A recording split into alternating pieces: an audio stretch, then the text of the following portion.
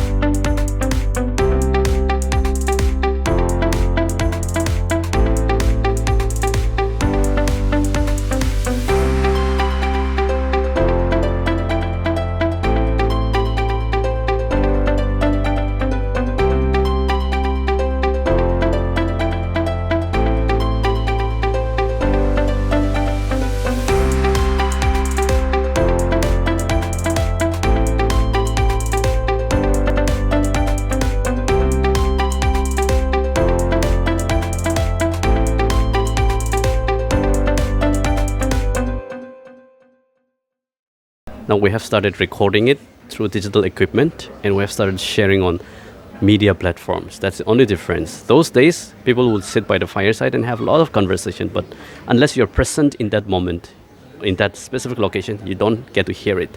But now, even if you're not there, somebody like having a conversation by the fireside through a podcast, you can learn the story, you can hear your opinion everywhere, while traveling, while taking bath, while sleeping, literally everything. So it is.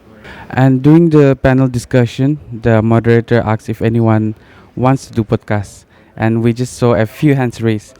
So, what advice would you give this youth that wants to do podcasts but are not really confident to do so? That's a good question. So, my suggestion and advice is don't start a podcast if you don't have a passion.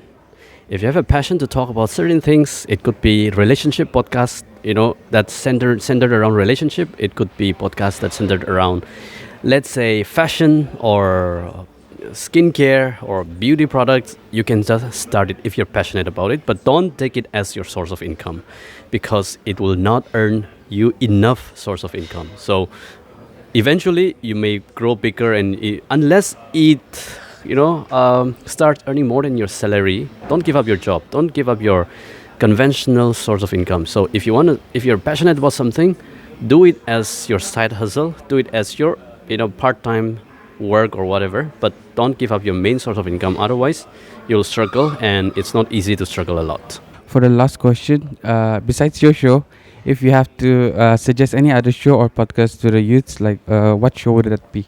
Sure, like I said, you can start talking about sports, for instance, right? You can if you're passionate about sports and want to talk about sports, take up sports. Or if you're passionate about beauty products, start talking about it. And if you're passionate about faith, take up a podcast and just focus on faith.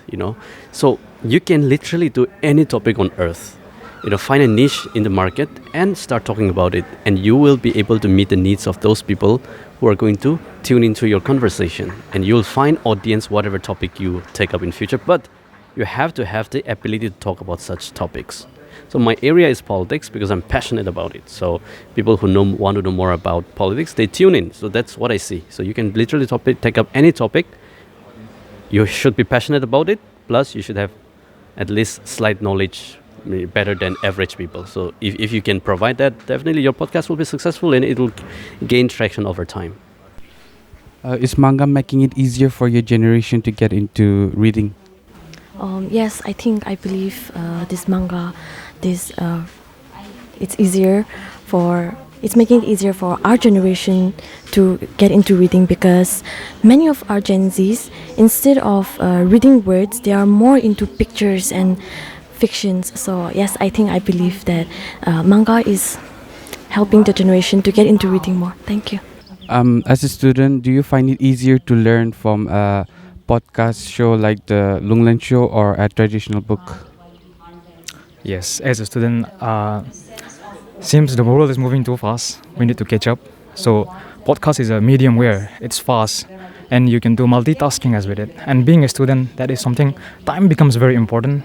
And with studies and all along together, works, things collide. So, I believe that this podcast and all that, like the Lung Lang show, even I personally follow it. And I think it is very educational, very informative. And yes, I agree with that. Yes. What is the one book you found at the Penguin Book Fest that you are excited to go home and read?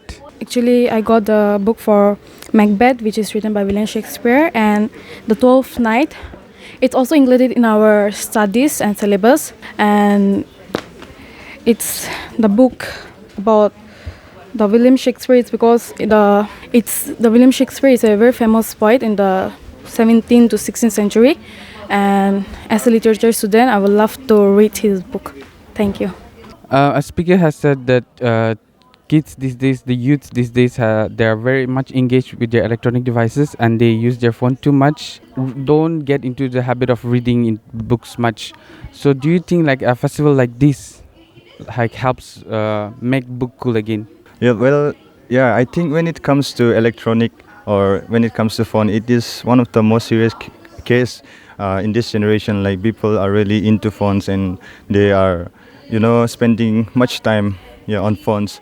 And I think, yeah, this type of festival really, help the students to gain more knowledge or, yeah, to have the, urge to study. Or yeah, for me, yeah, this event is more helpful for me because this helped me reflect the poems about Demsulao, one of the Naga writers. Like her poems is about like struggle, life, and the struggle of the Naga people. And yeah, in her story, like made regional literature more visible and respected. So, viewers, have you seen the panel discussion led by moderator Malini Banerjee, panelists Alobonaga, R. Lunglen, and Asale PCA on podcast A Way of Consuming Stories. We also got an opportunity to interview with one of the panelists, and also we got the opportunity to interview some of the students present in this festival. This is all for today's update. For further updates, please keep watching Voice of Nagaland News. This is your reporter Krebilis Sokre reporting from Chumukidima.